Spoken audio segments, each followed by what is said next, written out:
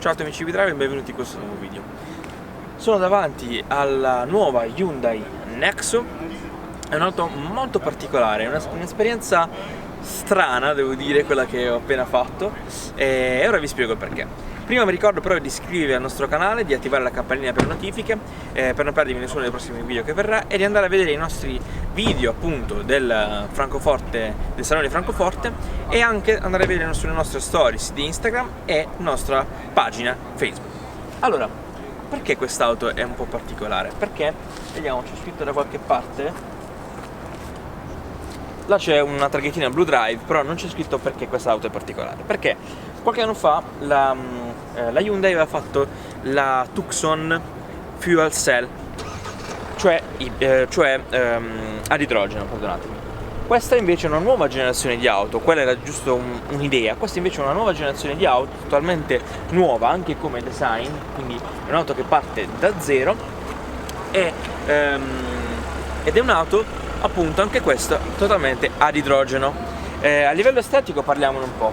Allora, somiglia un po' alla Kona, quindi questo faro sdoppiato, qua la calandra comunque c'è un radiatore, perché comunque c'è un motore. Per quanto riguarda invece per aumentare l'efficienza aerodinamica, ci sono questi cerchi che sono parzialmente pieni. Sempre per migliorare l'aerodinamica troviamo qui delle maniglie a scomparsa, come vedete sono all'interno. Queste nel momento in cui ci si avvicina con la chiave o comunque si apre la macchina, tornano, diciamo, vanno verso di me, e io posso andare poi ad aprire l'auto. Non sono come magari quelle delle Tesla dove io clicco e l'auto e la maniglia fuoriesce. Per quanto riguarda invece la parte posteriore, è un pochino, diciamo, spiovente come tetto. Qua c'è un piccolo spoiler, ci sono anche, sempre per migliorare l'efficienza aerodinamica, ci sono delle piccole fessurine qui tra il vetro e la carrozzeria, e come potete vedere qua la scritta Nexo in blu e la scritta Fuel Cell, perché appunto l'auto ha un funzionamento molto particolare che vi spiegherò durante la prova di questo test drive. Anche l'estetica posteriore è diversa. Vedete qua questi fari grigi, neri. Carlo, vieni qui che sta passando. Ok. Dicevo, questi fari qui sono grigi, sono sul nero, un po' particolari, non ha il solito rosso. È una macchina effettivamente, presa magari in questo colore, un po' spenta. Forse la prenderei in un colore un po' più, diciamo, un po' più vivace. Non ci sono gas di scarico. Ovviamente l'auto è una versione elettrica, però l'auto comunque produce acqua, H2O da una reazione chimica dell'idrogeno, appunto H, e dell'ossigeno che entra all'interno del radiatore nell'auto, quindi è per questo che c'è il funzionamento dell'idrogeno. Ora, bando alle ciance, vi spiego com'è il funzionamento di quest'auto, entriamo dentro e la guidiamo insieme. Allora, siamo seduti finalmente in questa Hyundai Nexo. Quest'auto è davvero molto particolare, perché è un'auto elettrica. Allora, vi spiego un po' come funziona il funzionamento, perché è un'auto sì elettrica, ma la, chiamiamola così, combustione è dell'idrogeno. Infatti,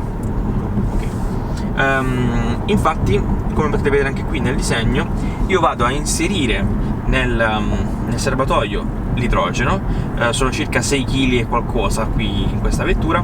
Vado a inserire l'idrogeno, e l'idrogeno l'idrogeno a contatto con l'aria produce una reazione chimica che va a produrre corrente elettrica che si va a inserire all'interno del motore, quindi fa funzionare le ruote. Poi, come potete vedere, là c'è una batteria. Infatti durante una frenata rigenerativa, per esempio adesso vedete si è attivata, e in questo caso durante una frenata l'auto può recuperare energia che servirà per un'accelerazione. Quindi se io adesso accelero, magari anche per un'accelerazione in emergenza, userò quella batteria piuttosto che il serbatoio dell'idrogeno. Quindi è un'auto futuristica, e personalmente credo che il futuro dell'elettrico sia l'idrogeno. Vi ho già detto durante questo salone che l'unica macchina elettrica che per me ha senso acquistare oggi nel 2019-2020 ormai è la Smart elettrica, perché è un'auto da città, un'auto piccola che ha senso avere elettrica, mentre queste macchine così grandi, avere un'autonomia di 300-400 km non è tantissimo, e soprattutto la ricarica è molto lenta rispetto a una ricarica normale, insomma la benzina o il diesel. Queste auto invece sono diverse, perché tu hai un'autonomia che non è un'autonomia magari di un'auto a diesel, ma siamo circa sui 666 km, è stato preciso ragazzo, è un'auto del diavolo questa. Dicevo 660 km circa, insomma è per esempio un Bari-Roma, magari anche qualcosina in più, quindi insomma è un viaggio medio. Però la cosa bella è che mi fermo, inserisco diciamo la pistola dell'idrogeno e 5 minuti sono già pronto per fare altri 600 km. Quindi questo è davvero l'inizio, secondo me, di una nuova era, l'inizio di una nuova generazione di vetture. Lui ci diceva che Hyundai al momento è l'unica, oltre a Toyota, a produrre auto a fuel cell, e quindi ad idrogeno, in maniera diciamo in produzione seriale, mentre Mercedes da qui a breve farà anche lei altre vetture fuel cell, l'ha già fatta in realtà la GLC, però soltanto in formato diciamo di pre-produzione o comunque un prototipo. Purtroppo però, mi duole dirlo, noi Italia siamo molto, tra l'altro Ferrari, due opposti, noi siamo molto all'antica, sono onesto e lo devo dire. Perché? Perché se in Germania 3-4 anni fa c'erano già tante colonnine elettriche, magari le colonnine elettriche che aveva la Germania 3-4 anni fa ce le abbiamo noi adesso. In Germania ci sono circa 90-100 stazioni di ricarica per l'idrogeno, in Italia ne abbiamo soltanto una, che è a Bolzano. Quindi io, che sono di Bari per esempio, non posso mai comprarmi una macchina di idrogeno, non potrò mai comprarmela. Quindi spero tanto che i comuni o comunque l'Italia punti molto sull'idrogeno, perché è davvero l'auto del futuro.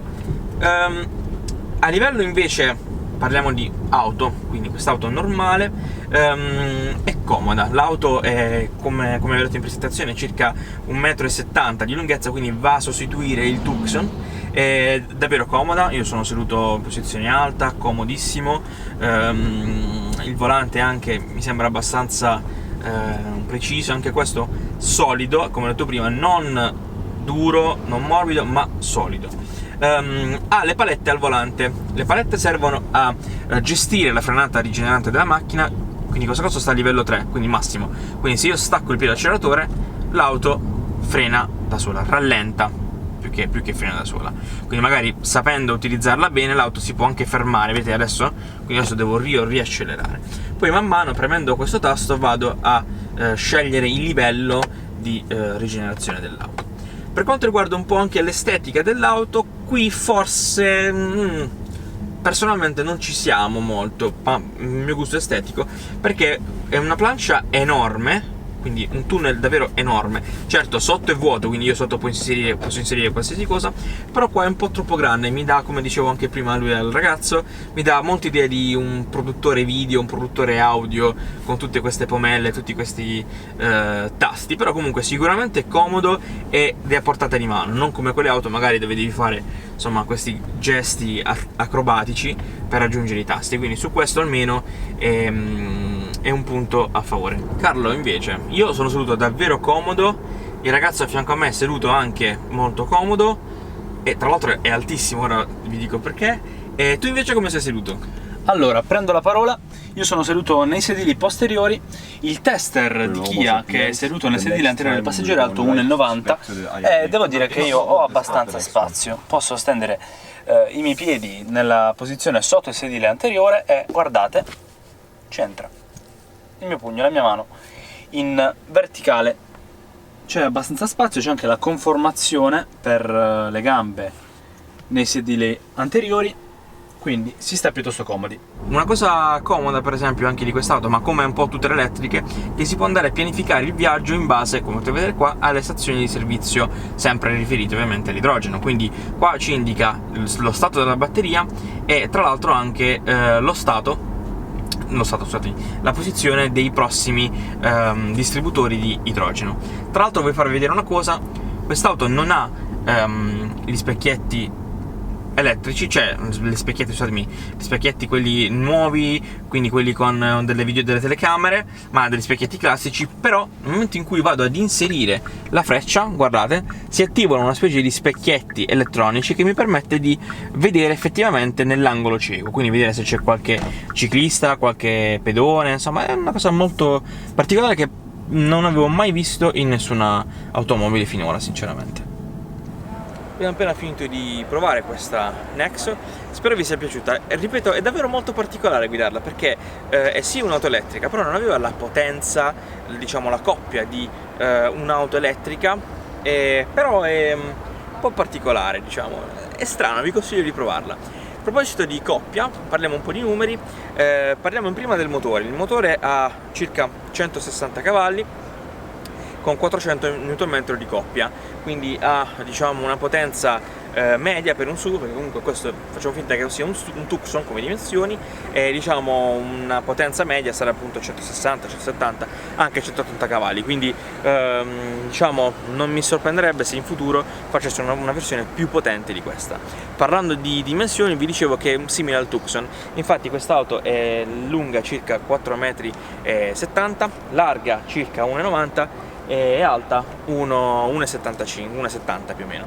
Quindi, come vi dicevo anche prima, è molto comodo all'interno. Il ragazzo era alto 1,90 m e Carlo, che è alto 1,85 m, stava seduto comodo, quindi se siete due persone 1,60 m siete larghissimi, insomma. E nulla, spero tanto di vederle sulle strade in Italia, ma come vi ho già detto non penso. Spero tanto di provarle in maniera un po' più lunga, ma non penso. Questo è un messaggio al governo. E nulla, vi ricordo di iscrivervi al canale, di attivare le notifiche per il campanellino, e vi ricordo anche di vedere i nostri social Facebook e Instagram.